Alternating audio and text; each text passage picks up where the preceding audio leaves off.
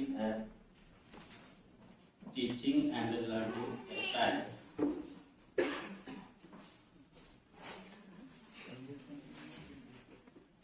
Teaching and learning style ये topic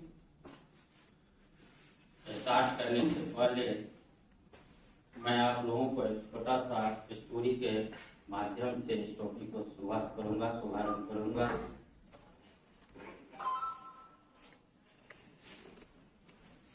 एक रोज किसी समय की बात है, इंदौर में एक संगीत की शिक्षक किसी परिवार में शिक्षा दे रहे थे। तो शिक्षकों मतलब टीचर्स को यानी संगीत शिक्षकों को मन में एक ऐसा ख्याल आया जो आज मैं बच्चों को कुछ टेस्ट देते हैं। तो ये क्वेश्चन पूछे बच्चे से, तो बच्चे सही से जवाब नहीं दे पाए, जवाब नहीं दिए। तो एक दरवाजे के किसी कोने से दूसरे बच्चे का आवाज आता है, सर मैं इस प्रश्न का जवाब दे सकता हूँ, आपका आदेश हो तो। कहते हैं ऑफकोर्स क्यों नहीं, जवाब दे सकते हैं, लेकिन आप कैसे जवाब देंगे? आप तो आपका ही बड़ी बहन है, मैं इसको शिक्षा दे रहा हूँ, पढ़ा रहा हूँ, लेकिन ये क्वेश्चन का जवाब नहीं दे पाए, आप कैसे दे पाइएगा? आप तो पढ़े भी नहीं, सुने भी नहीं कुछ। ये सूट लाल ताल लाइट का जो क्वेश्चन है, तो आप कैसे जवाब दे सकते हैं? नहीं सर, आप मुझे आदेश दें, आज्ञा दें तो मैं बताऊं। ऑफकोर्स बताइए। तो बताते हैं। इतना सुंदर, इतना व्यवहार से, इतना सुशोभित ढंग से बच्चे जवाब दे रहे हैं, दिए गाना गा के या बोल के। तो टीचर्स को एक ऐसा दिमाग में आया, आश्चर्यचकित हो गए, ऐसा दंग रह गए टीचर्स, जो एक छोटे से बच्चे इतना सुंदर गाना का बोल, आवाज, सुर, लय, ताल। उस दिन वो टीचर्स बताते हैं, संगीत के शिक्षक उस बच्चे को, जो आप आज ने कल इस देश का नाम रोशन जरूर करेंगे। वो साधारण जो आवाज दिए, जो आंसर दिए, साधारण व्यक्ति नहीं थे, हमारे देश का स्वर कोकिला Lata Mangeshkar ji.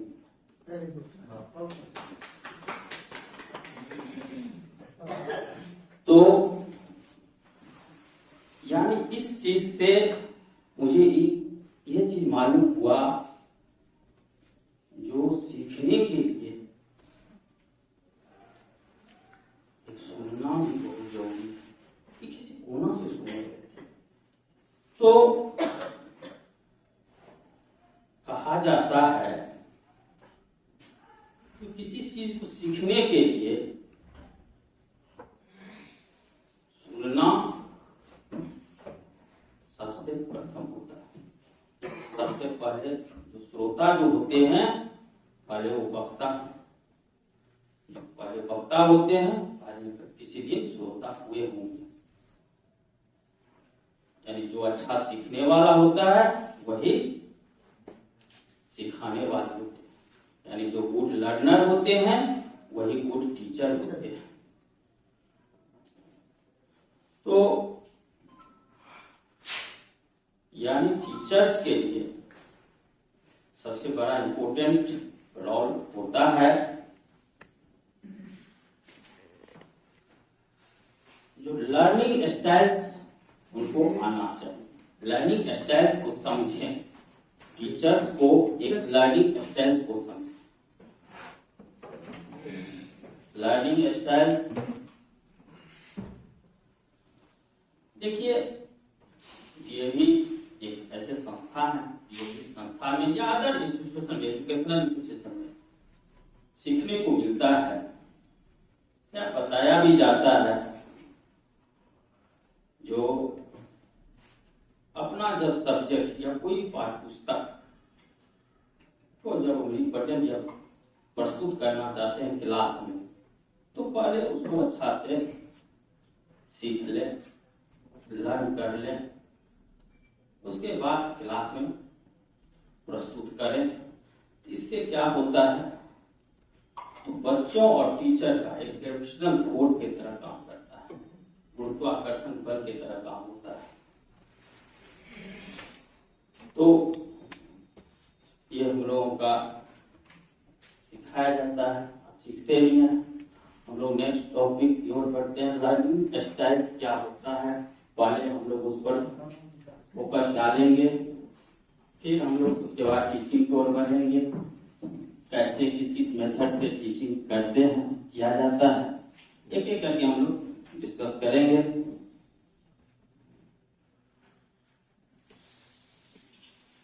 What is learning? Learning क्या होता है, क्या है, इसके बारे में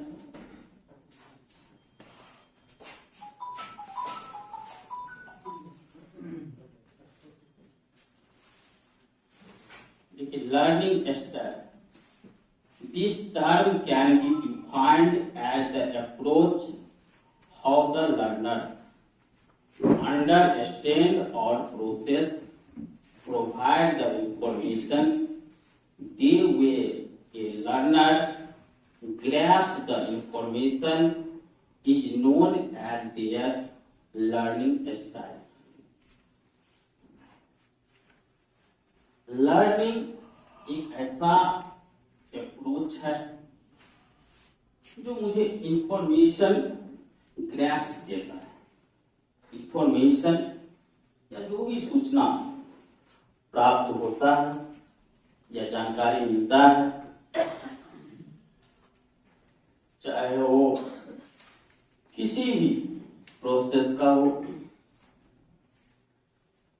चाहे लर्निंग के लिए कोई भी एज सीमा नहीं होता है, कभी भी हम सीख सकते हैं किसी भी टॉपिक को। तो लर्निंग प्राप्त सीखने के लिए ये 4 core learning style, learning information या सूचना प्राप्त करने के लिए डिफरेंट टाइप के मेथड से हम सीख सकते हैं। चाहे वो विजुअल मेथड हो, उससे भी हम सीख सकते हैं, ऑडिटरी से भी सीख सकते हैं, रीडिंग एंड राइटिंग से भी सीख सकते हैं, काइनेस्टिक मेथड से भी सीख सकते हैं।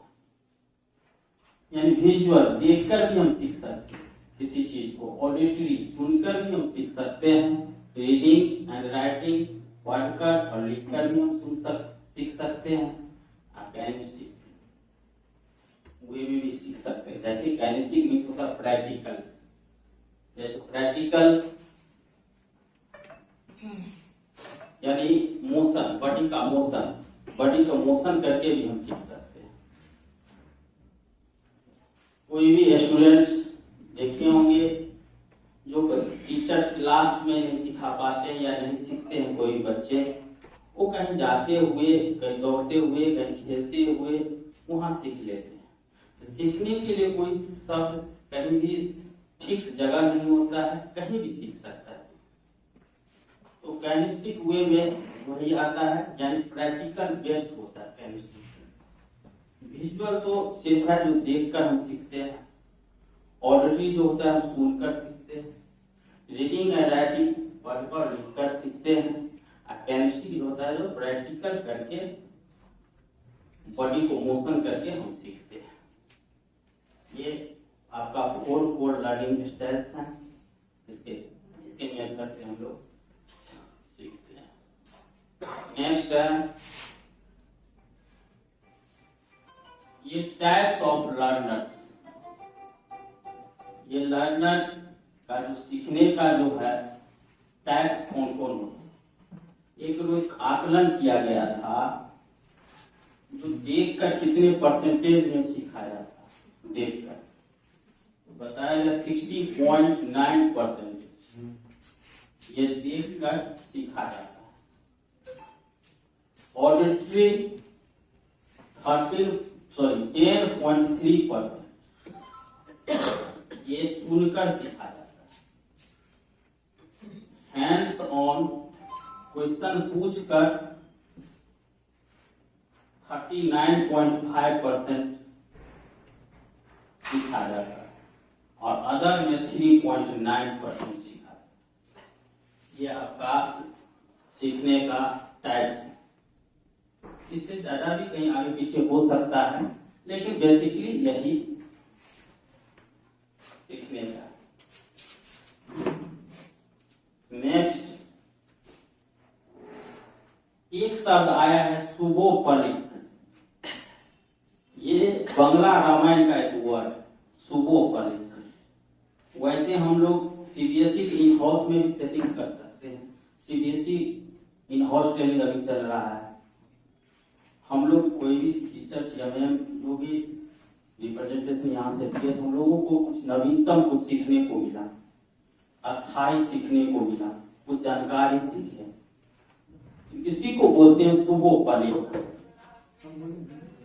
सुबोपलिक मीन्स होता है सु से मीन्स सुनना।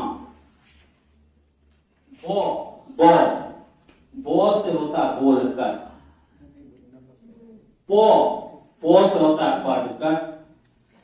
लो से होता है लिखकर। को से होता है कार्य करके। इससे हम लोग सीखते हैं। एक सुबोपलिक जो है, ये इसका संधि विच्छेद किया गया है। इनको हम सु से सुनकर सीखा जा सकता है, बो से बोलकर सीखा जाता है, पो से पढ़कर सीखा जाता है, ली से लिखकर सीखा जाता है, को से कार्य करके सीखा जाता है। ये जो सुनकर, बोलकर, पढ़कर, लिखकर, ये जो कार्य का एक है, क्या है, न्यूक्लियर कार्य। यहाँ न्यूक्लियर, यहाँ जैसे सन का चारों तरफ जितने भी एक प्लानेट चारों तरफ चक्कर लगाते हैं, उसी तरह कार्य क्या है, यहाँ न्यूक्लियर का काम करता है, सन की काम करता है। यानी कार्य के इर्द गिर्द चारों तरफ बंधा हुआ है, सुनकर, बोलकर, पढ़कर, लिखकर। सीरियस सर जी, इस पर मैं कुछ ऐड करना चाहूंगा, क्योंकि friends, being the teacher of English literature, here what he has described, हम लोग के यहाँ भी इंग्लिश में ये 4 स्किल जो है वो लैंग्वेज में है, जिसको भी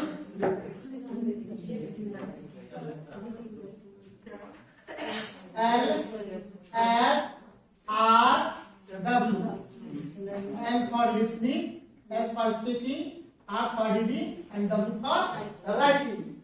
So it means that to learn every language, each and every language, these 4 skills are used. Not only language, everywhere. Everywhere, and especially for the language management, language mechanism. L for listening, that is sunkar. S for speaking, that is bolkar. R for reading, that is padkar, and W for writing, likhkar, and through practice also. One more thing that he added in the previous slide, that was the verbal visual aids. मैंने हम सिर्फ जो है classroom के ही अंदर नहीं सीखते हैं। आपने कहा कि चलते फिरते भी हम लोग सीख लेते हैं। Sir, you are 100% right, because visual and verbal, these are also the 2 ways to express your view, to explain your view, and practice also. Thank you, sir.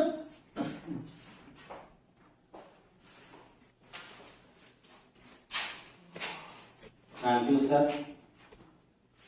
तो मैं यही सुबोपलिक का बारे में बता रहे थे। तो ये सीखने का जो क्रम है, तो ये जो पॉइंट लिखा हुआ है, जैसे हम क्लास में बच्चों को बोलते हैं दौड़ो, कूदो, जंप करो, तो उस समय बच्चे यही सुनते हैं तो सर मुझे बता रहे थे दौड़ने के लिए। दौड़ना एक शब्द है, एक अल्फाबेट लेटर है। सिर्फ सर ये बोले, हम उसको जोर से बोलते दौड़ो, जंप करो, तब सर बोलते नहीं सर सही बोल रहे हैं, कुछ दौड़ने के लिए चलो हम दौड़ते हैं। तब वो दो चीज सीखे, शब्द का मात्रा भी सीखे और दौड़ना जाने भी, दौड़ना किसे कहते, पढ़ना जाना भी, जंप करना, कूदना, खाना, ये सब सीखा। तो जितने भी सीखने का जो एज होता है, यहाँ सुनकर, बोलकर, पढ़कर, लिखकर, कार्य करके, ये सीखने के लिए कभी भी, खा के दौड़कर हम कभी भी सीख सकते हैं।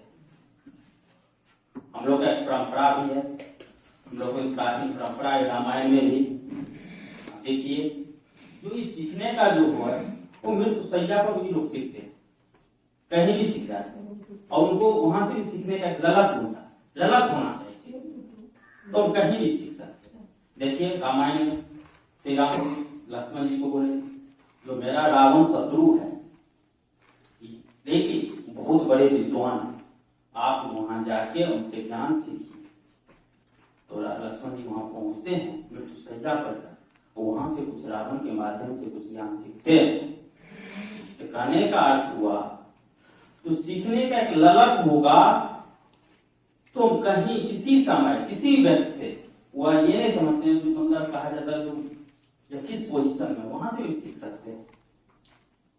ये सुबोपली का शब्द है, सिर्फ हम वर्ड से ही अपने लर्निंग स्टाइल को बांध के नहीं रखते हैं, सीखने का बहुत तरीका है, वहां से भी सीख सकते हैं। बहुत मेथड है, हम लोग एक एक टॉपिक की ओर बढ़ते हैं, टाइम ठीक सोने के कारण। अब नेक्स्ट है व्हाट इज टीचिंग। ये तो हम लोग लर्निंग का कुछ पार्ट सीखे। लर्निंग के लिए मैं जो बताया, अब नेक्स्ट टॉपिक टीचिंग पे हम लोग करेंगे। तो क्या जो लर्निंग का जो होता है, कोई ये सीमा नहीं होता है, कभी भी सीख सकते हैं। देखे होंगे आप लोग, जानते भी, कोई इंफॉर्मेशन मिलता है, सूचना मिलता है न्यूज के माध्यम से, समाचार के माध्यम से, कहीं भी, उसके लिए एज यदि आता है, पोर्टल पंडित 12 वर्ष की अवस्था में इतना ज्ञान सीख लिया, उसको गूगल हुआ के नाम से लोग जानते हैं। बहुत इसके लिए कोई सीखने के लिए एज नहीं होता है मेरे समझ से। तो कहीं भी हम अपना ज्ञान सीख सकते हैं, ज्ञान को उत्तेजना प्रकट कर सकते हैं। इसलिए उसके बाद नेक्स्ट है टीचिंग। टीचिंग करने के लिए, लेकिन टीचिंग से पहले मैं एक शब्द बोलना चाहूंगा। यदि लर्निंग स्टाइल सही नहीं रहता है, तो क्लास में हम जब बच्चों को पढ़ाते हैं तो उस समय बच्चे का मन में एक सॉन्ग तो नहीं गा सकते हैं, लेकिन कुछ टॉपिक है सॉन्ग से रिलेटेड, मैं आप लोगों को सुनाता हूं।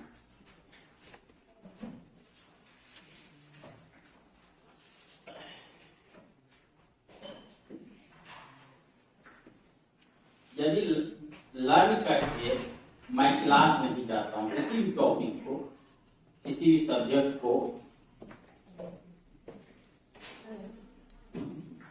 तो क्या होता है,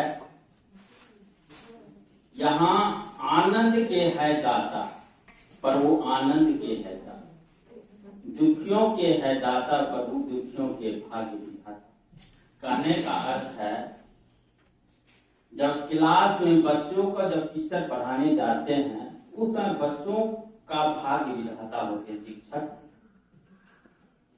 और वहां से यदि आप लर्न करके बच्चों को अच्छा से नहीं पढ़, मतलब नहीं उनके अनुकूल पढ़ा पाए या नहीं पढ़ के पाए अच्छा से, तो बच्चे का दिल में क्या आता है, डर से तो बच्चे नहीं बोलते हैं, लेकिन कहते हैं बोरिंग के दाता है नीरज के दाता, इनको कुछ नहीं आता, उनको मन में यही शब्द आते, बोल नहीं पाते, लेकिन ये सब आपस में प्रेम के बीच में ये शेयर करते हैं। तो कहने का अर्थ है, जो कोई भी सभी करते भी हैं, जो टीचर लर्न करके जाना बहुत बेटर होता है। हम लोग अब व्हाट इज ए टीचिंग, पढ़ाना क्या होता है उसके बारे में जानेंगे, क्योंकि अनुभवों के बीच में कुछ बोलना यह गौरवान्वित महसूस होता है।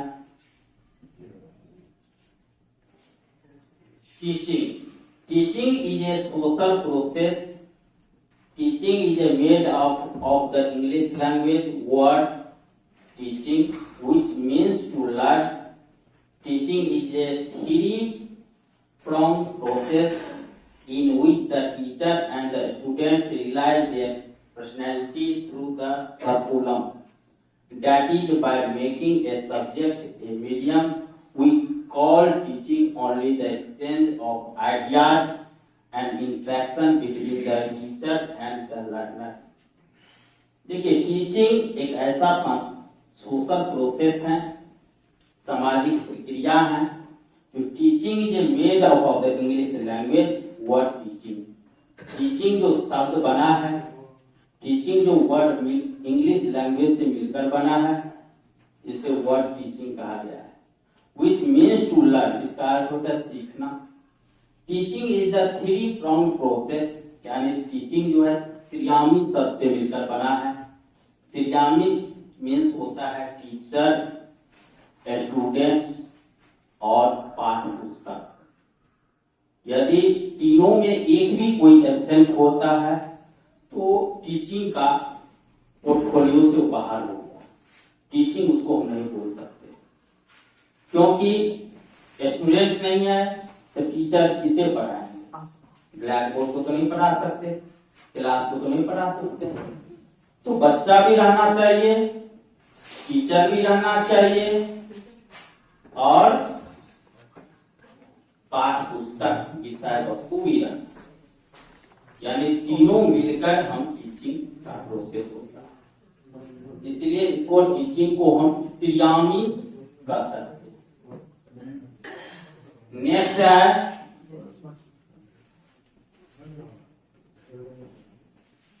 Types of teaching. टीचिंग कितने टाइप्स के होते हैं?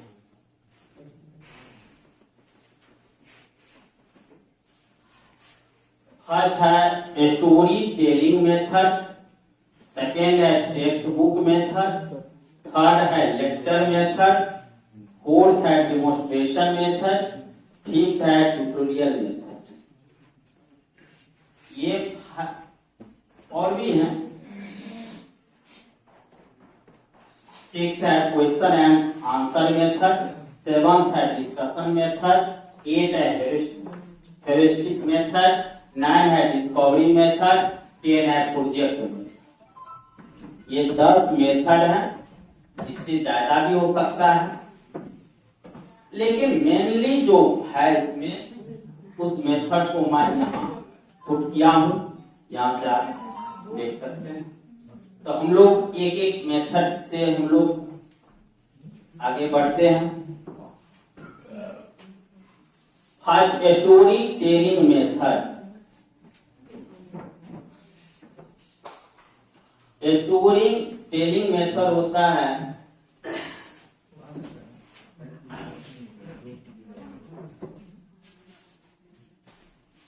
in this method give the contents in textbook according the age of student.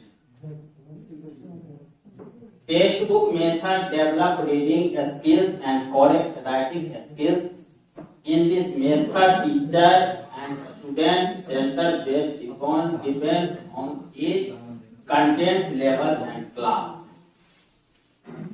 किसी स्टोरी जब हम किसी क्लास में बच्चों को किसी भी सब्जेक्ट का, किसी भी टॉपिक को जब हम पढ़ाने के क्रम में हम डायरेक्ट पढ़ाना शुरू कर देते हैं तो बच्चे जरूर जो इंटरेस्ट रखता है, लेकिन उसी टॉपिक को, उसी विषय वस्तु को एक कहानी के रूप में कनेक्ट होना चाहिए। कनेक्ट से बाहर आता है तब तो दिक्कत है, प्रॉब्लम है, लेकिन उसी से रिलेटेड हम कहानी के रूप में बच्चों को पढ़ाते हैं तो बच्चे बहुत अट्रैक्टिव होकर सुनते हैं, समझते हैं, सीखते हैं और बेटर टू बेटर टीचिंग का एक मेथड होता है। इसलिए स्टोरी में टेलिंग मेथड को बेस्ट माना गया है। एग्जाम्पल के रूप में उसको हम लोग स्टोरी टेलिंग का यूज कर सकते हैं। उसके बाद हम विषय वस्तु की ओर बढ़ते हैं। तो एक बेटर टू बेटर मेरे नजर में है। Next text book method. Text book method, ये method, in this method give the content in text book according the age of student.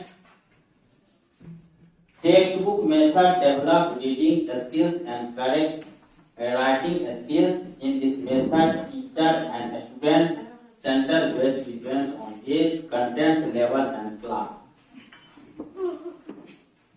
इस मेथड में यहाँ स्टूडेंट को हम केंद्र मानकर जन्म कराते हैं। यानी अब इस मेथड में बच्चे ही सब कुछ है। यानी बच्चे को कोई वर्क दे दिए, आप ये कीजिए, आप पढ़िए, लिखिए, कोई भी एक्टिविटी हम दिए तो उसमें क्या होता है, आप वॉच करते हैं पूरी क्लास। तो बच्चे पढ़ भी रहे हैं, लिख भी रहे हैं, उनका प्रोनाउंसिएशन भी सही हो रहा है, स्पेलिंग जहां त्रुटि हो रहा है वो भी सही हो रहा है, आप इनको वॉच करें। तो एक ओवरऑल टेक्स्ट बुक मेथड में ही एक प्रोसेस आता है। नेक्स्ट है लेक्चर मेथड। वैसे सर बताते भी जाते हैं लेक्चर मेथड स्कूल में काम नहीं करता है, सही बात है। लेक्चर मेथड में सिर्फ लेक्चरिंग करना नहीं, ये मेथड स्कूल प्राइमरी या कोई स्कूल के लिए सही नहीं है, लेकिन इसमें ये होता है one way communication. Next, one way communication बच्चों को फायदा नहीं होता है, इसलिए हम वैसे ये प्रोसेस में है। वैकोलॉजी में था, इसीलिए इसको हम लेक्चर मेथड को खुद किया, लेकिन ये वन वे कम्युनिकेशन हो गया। नेक्स्ट, ये गुरुकुल मेथड है transition method, chalk and talk. इसको मैं गुरुकुल मेथड को ट्रांजिशन मेथड भी कर सकते हैं, चॉक एंड टॉक मेथड भी। तो पहले के समय में ऐसे ही बच्चों को गुरुजी अपना विद्या प्रदान करते थे। आप यहाँ से देख सकते हैं, सिर्फ चॉक एंड टॉक, सिर्फ बोलना और लिखना। इस मेथड से गुरुकुल मेथड कहा गया। नेक्स्ट है डिमोन्स्ट्रेशन मेथड। डिमोन्स्ट्रेशन मेथड में क्या होता है, प्रैक्टिकल वे सिर्फ बच्चों को एक्टिविटी करा के सिखाएगा। थ्योरेटिकल से ज्यादा प्रैक्टिकल, पहले प्रैक्टिकल उसके बाद थ्योरेटिकल। बच्चे को हम पहले प्रैक्टिकल करवा देते हैं, उसके बाद थ्योरी का ज्ञान देते हैं, तो बच्चे बहुत ज्यादा सीखते हैं। ये डिमोन्स्ट्रेशन मेथड में आता है। नेक्स्ट, ये है ट्यूटोरियल मेथड। इस मेथड में क्या होता है, लर्निंग प्रोसेस है। ये एग्जांपल यानी topic by topic, book by book, यानी स्टेप बाय स्टेप बच्चों को ज्ञान दिया जाता है। या जितने भी टॉपिक है सब टॉपिक पर डिस्कस करना, इसको tutorial method. Next, question and answer method, इसको सुकरात मेथड भी कहा जाता है। हिंदी में सुकरात बोलते हैं। इसलिए इस मेथड को क्वेश्चन एंड आंसर मेथड से बच्चों को क्वेश्चन किए, आंसर लिए, बच्चे क्या सीखे, कहां त्रुटि हुआ उसको सॉल्व की। क्वेश्चन एंड आंसर मेथड या हिंदी के रूप में जाने तो सुकरात मेथड से जानते हैं। नेक्स्ट है डिस्कशन मेथड। डिस्कशन मेथड में क्या होता है, बच्चे के बीच में एक डिबेट मतलब डिस्कस करना, उसको हम डिस्कशन मेथड में वही बच्चों के बीच में एक क्या करें, आपस में क्यूज टाइप का करवा के हम सिखाया जाता है। नेक्स्ट है ह्यूरिस्टिक मेथड, इस मेथड में क्या होता है, टीचर कोई भी सपोर्ट नहीं करता है बच्चे को, कोई हेल्प नहीं करते हैं। The teacher poses problem to the student, the student decide the discover the answer. इस मेथड में बच्चे स्वयं करते हैं। Problem solve. नेक्स्ट है डिस्कवरी मेथड। डिस्कवरी मेथड में बच्चे स्वयं किसी प्रोजेक्ट को या किसी भी टॉपिक को अपने से रिसर्च करते हैं, खोजते हैं, सर्च करते हैं। नेक्स्ट है प्रोजेक्ट मेथड। प्रोजेक्ट मेथड हम लोग देते भी हैं होमवर्क में, वो अपने घर से चाहे वाटर साइकिल दिए या कोई दिए, उसमें जो है बच्चे अपने से ही प्लानिंग करके सेट करते हैं, उसको प्रोजेक्ट मेथड में आता है।